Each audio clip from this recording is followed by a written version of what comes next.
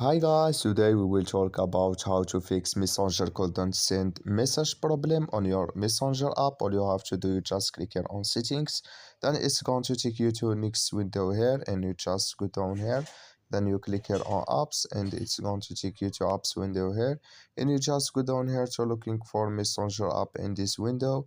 You just go down, you click here on Messenger, then it's going to take you to next window here. You just click here on for stop, then you click here on OK and you go down, then you click here on storage, then you come to storage window, you just click here on clear cache, then you click here on clear data and you would go to your Play Store. You just click here on Play Store and you click here on open and it's going to take you to your messenger here, your chat. And for example, we would go to send message to this conversation, for example.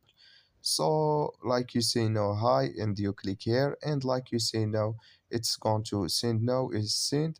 So, your problem is fixed. Thank you for your watching. Don't forget to support us by like and subscribe, and see you in next video.